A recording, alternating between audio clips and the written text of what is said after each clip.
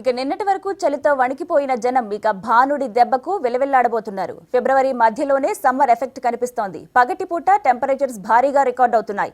37 డిగ్రీల టెంపరేచర్ నమోదవుతుందంటే పరిస్థితి ఎలా ఉందో అర్థం చేసుకోవచ్చు.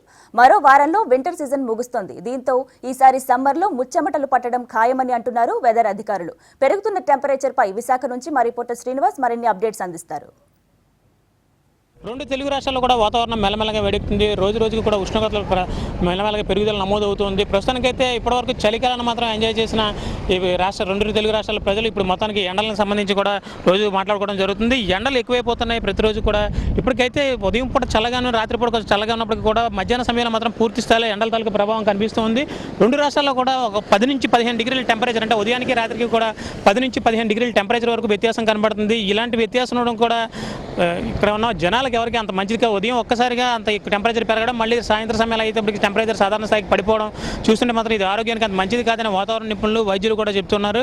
అయితే ప్రస్తుతానికైతే పెరిగిపోతున్న ఎండల నేపథ్యంలో అంటే ఉదయం 9 తర్వాత నుంచి సాయంత్రం 4 గంటల వరకు ఎండల తాలూకు ప్రభావం కనబడుతుంది. జనాలు దాన్ని ఎండల తాలూకు ఫీలింగ్ని తెలుసుకోగలుగుతున్నారు. దీంతో ఎప్పటిలాగే విశాఖ ఆర్కే బీచ్కి ఉదయం నుంచి కూడా సందర్శకులు వస్తూ ఉన్నారు. ఎండాకాల సమయాన్ని సందర్శకులు బీచ్లో ఎంజాయ్ చేస్తూ సేద తీరుతూ కాసేపు బీచ్లో స్నానాలు చేస్తూ సేద తీరుతూ ఉన్నారు. ప్రస్తుతానికైతే విశాఖ ఆర్కే బీచ్ పరిస్థితి మెల్లమెల్లగా జనాలు వస్తూ ఇక్కడ ఎంజాయ్ చేసిన పరిస్థితి కనబడుతూ ఉంది. ఇక తెలంగాణ రాష్ట్రంలో చూసుకున్నట్లయితే మధ్య భారతం నుంచి వస్తున్న చల్లటి గాలులు ఏవైతే ఉన్నాయో, మధ్య భారతం చూస్తున్న చల్లటి గాలులు అన్నీ కూడా తెలంగాణ ప్రాంతంపై ఎక్కువ ప్రభావం చూపుతున్నాయి. దీంతో తెలంగాణలో ఉదయానికి రాత్రికి కూడా ఉష్ణోగ్రతలో మార్పు చాలా ఎక్కువ స్థాయిలో కనబడుతుంది. దాదాపుగా 15 డిగ్రీల టెంపరేచర్ మార్పు కనబడుతుంది. ఈ మార్పు హైదరాబాద్, నిజామాబాద్ జిల్లాలో ఎక్కువగా కనబడుతుంది. ఇక ఆంధ్రప్రదేశ్ రాష్ట్రానికి వచ్చినప్పటికైతే తిరుపతిలోను అలాగే విశాఖపట్నం జిల్లాలో కూడా మార్పు ఎక్కువగా కనబడుతుంది. మొత్తానికి ఇప్పటికే అంటే ఇంకా వర్షాకాలం ఫిబ్రవరి 2వ వారంలోనే ఎండాకాలం ఇంకా ప్రారంభమవుతున్న తరుణంలోనే 36-37 డిగ్రీల సాధారణ ఉష్ణోగ్రతలు నమోదవుతున్న పరిస్థితి కనబడుతుంది. రాత్రి సమయాల్లో ఉష్ణోగ్రతలు కాస్త తగ్గినప్పటికీ కూడా ఉదయం సమయంలో 36 డిగ్రీలు 37 డిగ్రీల వరకు ఉష్ణోగ్రతలు నమోదవుతూ ఉన్నాయి.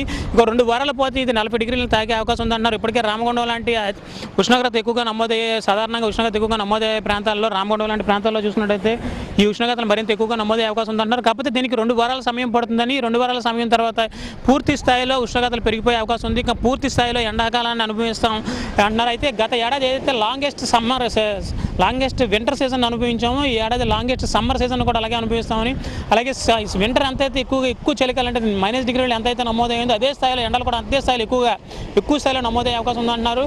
గత ఏడాది రాష్ట్రంలో అంటే 2 రాష్ట్రాల్లో చూసుకున్నట్టయితే గత ఏడాది విడిపోకముందు 2 రాష్ట్రాల్లో వివిధ రకాల ఉష్ణోగ్రతలు చూసుకున్నట్టయితే 50 డిగ్రీలు కనీస ఉష్ణోగ్రత 4 చోట్ల నమోదైన పరిస్థితి. ఈసారి ఇంకా ఎక్కువగా పెరిగే అవకాశం ఉందంటున్నారు. ఇంకా ప్రధానంగా సాగర్ తీర నగరంగా చెప్పుకునే విశాఖలో చూసుకున్నట్లయితే హుదూద్ తుఫాన్ కారణంగా మొత్తం ఇక్కడ పర్యావరణం అంతా సర్వనాశనం అయిపోయిన పరిస్థితుల్లో ఇక్కడ ఉష్ణోగ్రతలు ఈ ఏడాది మరింత ఎక్కువగా ఉంటాయంటున్నారు. ఏది ఏమైనా సరే గత ఏడాది ఎంతటి చల్లటి చలిని అనుభవించామో ఇప్పుడు రాబోతున్న ఉష్ణోగ్రతలు కూడా అంత ఎక్కువ స్థలం అనుభవించాల్సిన పరిస్థితి ఉంటుందని వాతావరణ శాఖ తెలియజేస్తుంది. మొత్తానికైతే 2 తెలుగు రాష్ట్రాలని కూడా ఇప్పుడు చలి బై బై చెప్పేసింది. ఇక ఉష్ణోగ్రతలు వెల్కమ్ చెప్తున్నాయి.